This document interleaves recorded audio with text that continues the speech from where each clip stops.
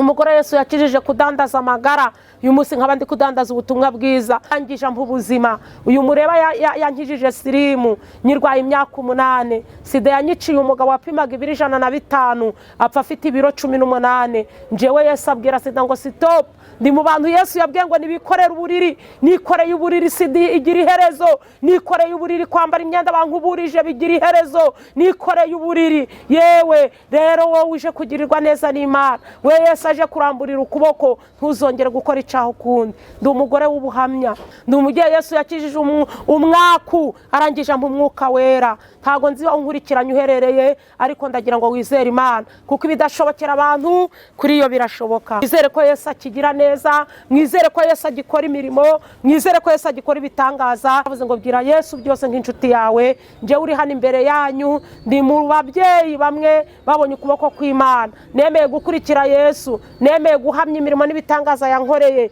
araza ku buntu nta kiguzi muhaye.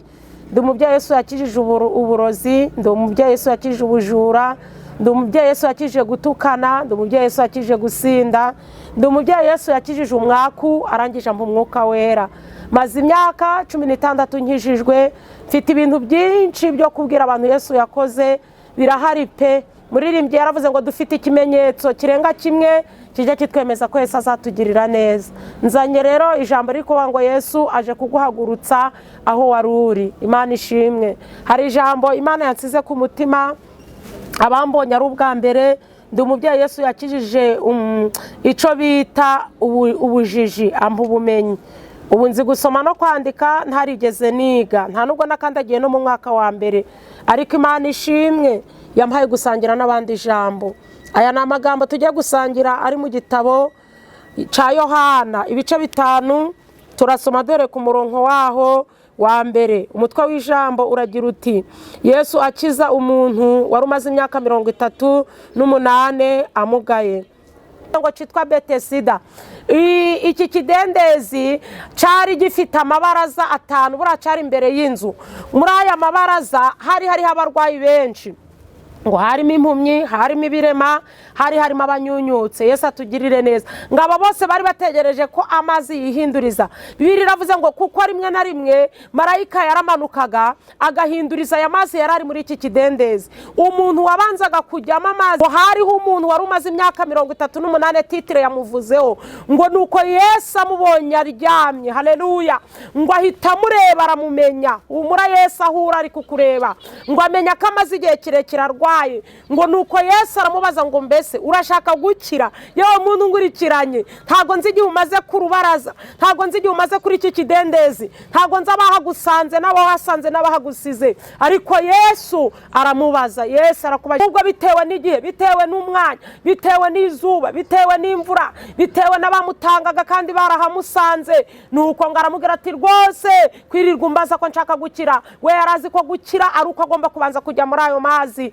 Ngo aramubwira ati databuja simfite rwose umuntu njugunya mu mazi, muri iki kidendezi simfite unjugunya, kandi kwa rukura bwije. Yesu aravuga ati iyo amazi yihindurije, marayika akimara kujyamo nkiza, unda ntanga kumanuka. Turashima Yesu utabara umuntu atabanje no kugira mu kidendezi. Ngo aramubwira ngo hoya, haguruka ikorera uburiri bwawe ugende. Nuko ngo uwo murwayi Yesu ntago bemeraga umuntu ukora ikintu cyari cyo cyose ku munsi w'isabato, ngo batangira gushaka kumugirira nabi, bamubaza umuhagurukije, bamubaza umukijije, bamubaza uhamukuye. Aravuga ati ngiye byo mumbaza ntago gusa mbizi, nuko nzi ko hari unkijije. Nuko ngo Yesu akurikirana wa muntu. Nyamara nimba harawahuriye na Yesu ukabona kugirira neza, we kuzibagirwa nshuti yanje, kandi we kuzatinya ibibazo kukugukiza, kukugiye kukurengera. Ngo hanyuma kuri 14 nasimbutse, Yesu yongera kumubona, ngo amubona mu rusengero, ngo abwira uyu muntu wari waraheze hariya ku kidendezi, aramubwira ati dore wabaye muzima, genda ntuzongere gukora icyaho kundi, utazabona ishano riruti rya mbere. Wowe nkurikiranye kuri kamera, hari ubuzima Yesu aguhaye, hari irembo agukuyeho, hari ikidendezi icubujijwe n'ukongera gukora icyaha, kuko ntago nzi cyari cyaraguhejejeho, sinzi cyari cyaratumye udasha udashaka, sinzi icyari cyaratumye utabyara, sinzi icyari cyaratumye udacuruza ngo wunguke nk'abandi, sinzi icyatumye ubura umutekano mu muryango wavutsemo n'uwo washaka. Yesu reka mbasuhuze cyane kandi mbifurize ibihe byiza. Dushimiye Imana ko yabanye natwe kandi ni byiza n'iby'agaciro gakomeye cyane. Nakiriye umuhanuzi yitwa Perina Nyiramugisha, umuhanuzikazi mwiza. Yesu yaravugaga ngo bagishwa bajyaga bavuga ngo mwigisha mwiza, akababwira ngo munyitira iki mwiza, munyitira iki mwiza, dore mwiza ni data. Data. Nanjye mpamvu mvuze ngo uri mwiza mu gukora ibintu byiza, ukavuga ibintu byiza. Amina. So abatakuzi harimo n'abakwita ngo urinda bamvuga uko bashaka, ariko hari abandi bakuzi ubu bankunda bagukunda kuko ntawangwa na bose. Oya siko biri. So sinzi na n'ibyo ngibyo by'uburaho bikora ntabizi, ariko ngiyo duhuyemo mbona nta kibazo cyawe. Ntago ikibazo ari ukuba abantu bamvuga nanga se batanyemera, kuko na Yesu ntago bamwemeye. Yego. Yaravuze ngo ubwo yababajwe ndetse no kugeragezwa azatabara n'abageragezwa bose.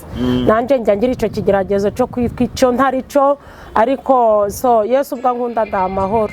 Nuhagiwe n'amaraso, nkomejwe n'ubuntu bwinshi, ariko muraho ndabasuje mu izina rya Yesu Kristo.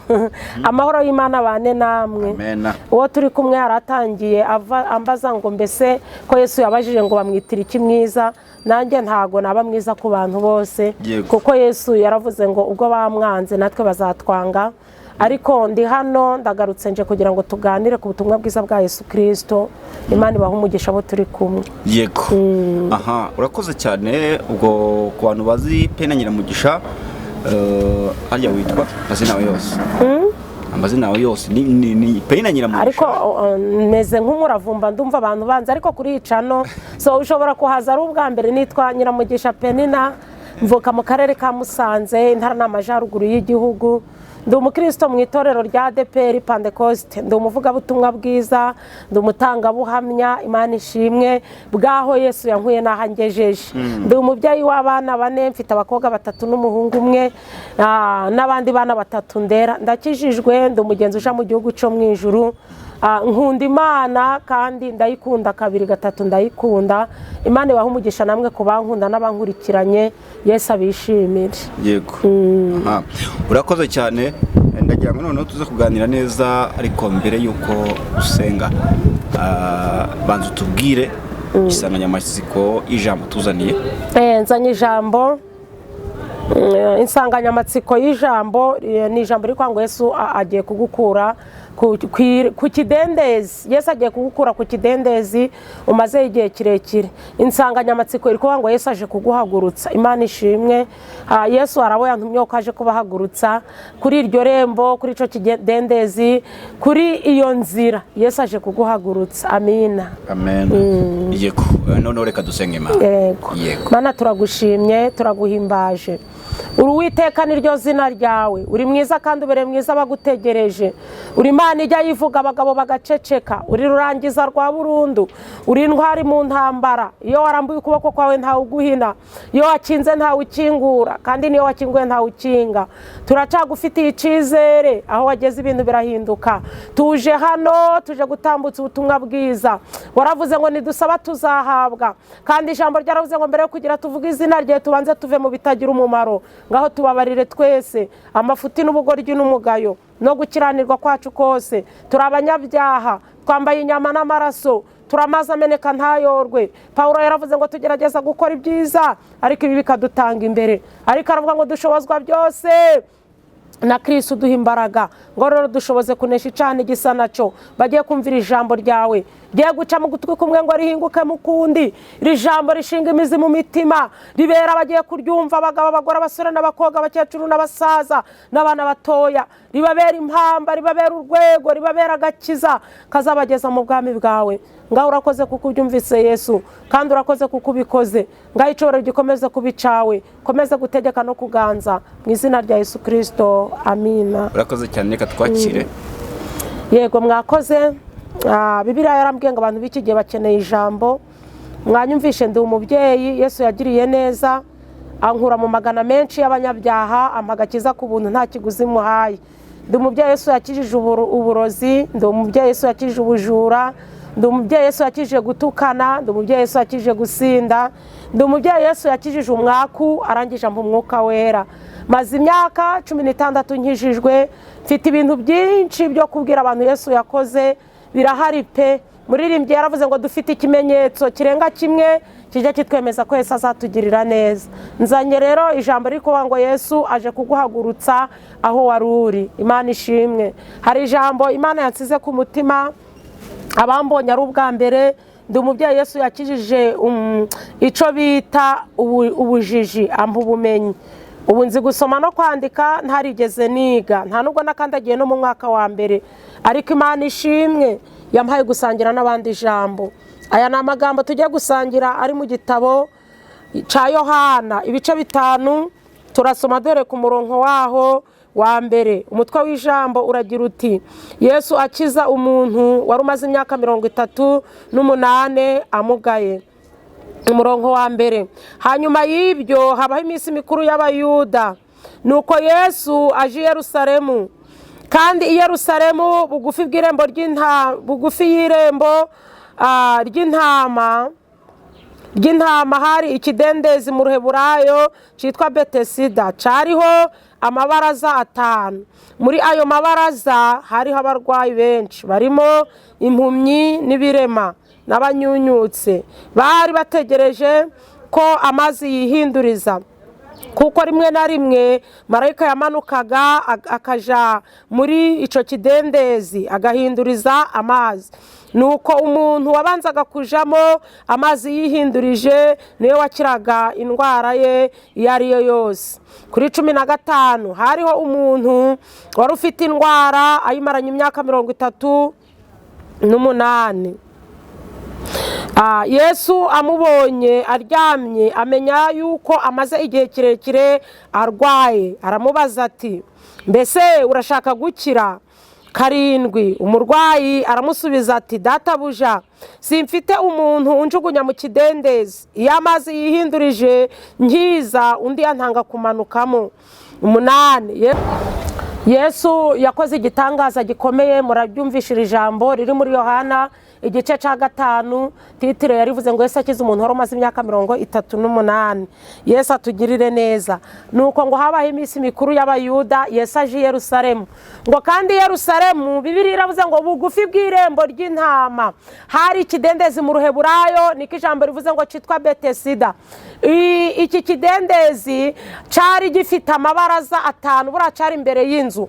Muri aya mabaraza hariho abarwayi benshi, ngo harimo impumyi, harimo ibirema, harimo abanyunyutse. Yesu atugirire neza. Ngo aba bose bari bategereje ko amazi yihinduriza. Bibiliya iravuze ngo kuko rimwe na rimwe marayika yaramanukaga agahinduriza aya mazi yarari muri iki kidendezi. Umuntu wabanzaga kujyamo amazi yihindurije, Bibiliya iravuze ngo niwe wakiraga indwara ye iyo ariyo yose. Ngo hariho umuntu wari umaze imyaka 38, titire yamuvuzeho, ngo nuko Yesu amubonye aryamye, haleluya, ngo ahita amureba aramumenya. Umura Yesu ahura ari kukureba, ngo amenya ko amaze igihe kirekire arwaye. Ngo nuko Yesu aramubaza ngo mbese urashaka gukira? Yewe muntu ngurikiranye, ntago nzi igihe umaze ku rubaraza, ntago nzi igihe umaze kuri iki kidendezi, ntago nzi abahagusanze n'abahasanze n'abahagusize, ariko Yesu aramubaza. Yesu arakubajije ngo urashaka gukira? Uyu murwayi aramubwira ati simfite umuntu njugunya. Nta nubwo yigeze amubwira ngo ndabishaka, ahubwo bitewe n'igihe, bitewe n'umwanya, bitewe n'izuba, bitewe n'imvura, bitewe n'abamutangaga kandi barahamusanze. Nuko ngo aramubwira ati rwose kwirirwa umbaza ko nshaka gukira. We yarazi ko gukira ari uko agomba kubanza kujya muri ayo mazi. Ngo aramubwira ati databuja, simfite rwose umuntu njugunya mu mazi, muri iki kidendezi simfite unjugunya, kandi kwari ukura bwije. Yesu aravuga ati iyo amazi yihindurije marayika akimara kujyamo nkiza undi antanga kumanukamo. Turashima Yesu utabara umuntu atabanje no kugira mu kidendezi. Ngo aramubwira ngo hoya, haguruka ikorera uburiri bwawe ugende. Nuko ngo uwo murwayi Yesu arategeka ngo arikorera uburiri aragenda. ngo uwo munsi ari ku munsi w'isabato, abafarisayo nanga se abayuda ntago bemeraga umuntu ukora ikintu icyo ari cyo cyose ku munsi w'isabato, ngo batangira gushaka kumugirira nabi, bamubaza umuhagurukije, bamubaza umukijije, bamubaza uhamukuye. Aravuga ati njye byo mumbaza ntago gusa mbizi, nuko nzi ko hari unkijije. Nuko ngo Yesu akurikirana wa muntu. Nyamara nimba wahuye na Yesu ukabona kugirira neza, we kuzibagirwa nshuti yanje, kandi we kuzatinya ibibazo, kukugukiza, kukugiye kukurengera, ari bugufi bwawe, agiye kugukurikirana. Ngo nuko ngo baramubaza, arababwira ati nje gusa iconzi nuko ankijije. ngo hanyuma kuri 14 nasimbutse Yesu yongera kumubona, ngo amubona mu rusengero, ngo abwira uyu muntu wari waraheze hariya ku kidendezi, aramubwira ati dore wabaye muzima, genda ntuzongere gukora icyaho kundi, utazabona ishano riruta irya mbere. Wowe nkurikiranye kuri kamera, hari ubuzima Yesu aguhaye, hari irembo agukuyeho, hari ikidendezi. Icubujijwe nukongera gukora icyaha, kuko ntago nzi cyari cyaraguhejejeho, sinzi cyari cyaratumye udashaka, sinzi cyari cyaratumye utabyara, sinzi cyari cyaratumye udacuruza ngo nguke nk'abandi, sinzi cyatumye ubura umutekano mu muryango wavutsemo n'uwo washatsemo. Ariko Yesu avuganye nawe ijambo, avuganye nawe ibikomeye, arakubwiye ngo haguruka, ikorera uburiri, genda, injira mu kazi mu izina rya Yesu, injira mu kubyara nk'abandi wonse, injira mu gucuruza, injira mu gukundwa n'imiryango. Haguruka, dore ubaye muzima. Ariko Yesu aragukurikiranye, domeni ntuzibagirwe, arakubwiye ngo ntuzongere gukora icyaha kugira ngo utazabona ishano riruta irya mbere. Abankurikiranye murumva ko Yesu yakoze igitangaza, uko yarari kera n'uyu munsi niko akiri. Ntago ajya ahindurwa n'ibihe, ntajya yanurwa imvura iguye, ntajya asaza Yesu ngo yicumba akabando.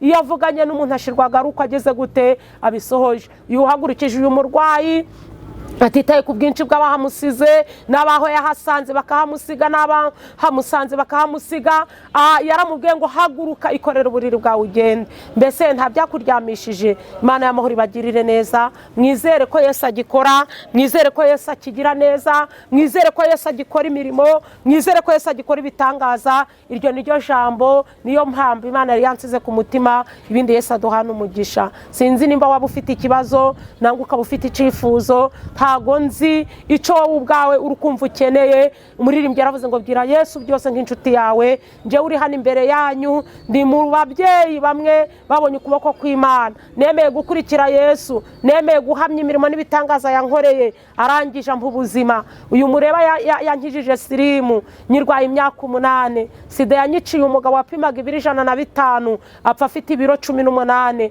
Njewe Yesu abwira Sida ngo stop, ndi mu bantu Yesu yabwiye ngo nibikorera uburiri. Nikoreye uburiri, Sida igira iherezo. Nikoreye uburiri, kwambara imyenda bankuburije bigira iherezo. Nikoreye uburiri. Yewe rero wowe uje kugirirwa neza n'Imana, we Yesu aje kuramburira ukuboko, ntuzongere gukora icyaho kundi. Ndi umugore w'ubuhamya, umugore Yesu yakijije kudandaza amagara, uyu munsi nkaba ndi kudandaza ubutumwa bwiza. Ndi umubyeyi Yesu yakijije umwaku, arangije ampa umwuka wera. Ntago nzi aho nkurikiranye uherereye, ariko ndagira ngo wizere Imana, kuko ibidashobokera abantu kuri iyo birashoboka.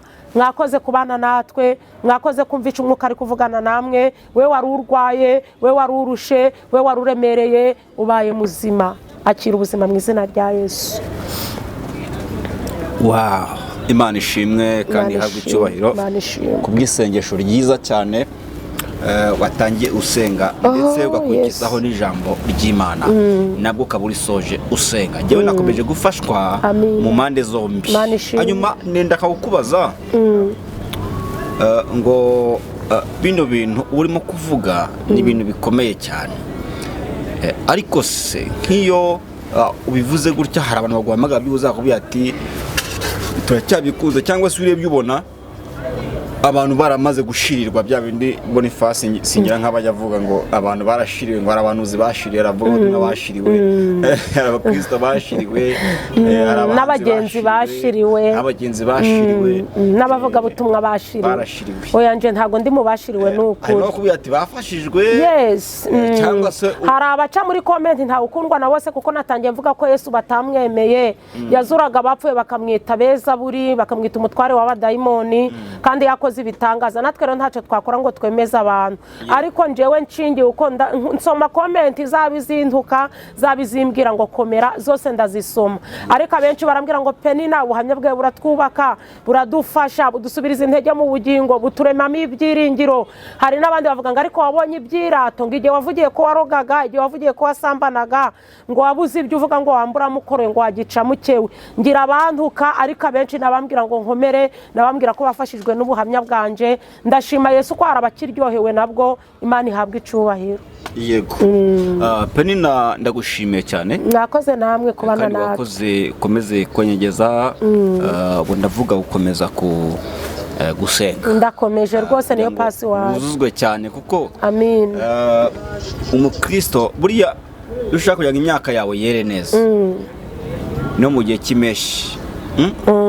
Ufite uko uyivomera wayivomera. Yego. Siko bimeze. Yego. Rero n'umukristo nawe bisaba guhora ahantu nyine asenga Imana kugira ngo ahora atoha. Amina. Muri we abona ibishya, abona ijambo ry'Imana muri we. Nkomereza amaboko. Yego. Ndindi byankayura n'ibyatuma. Mwifurije guhora utoha utiteye ku magambo y'abantu. Amina. Turagushimiye. Mwakoze.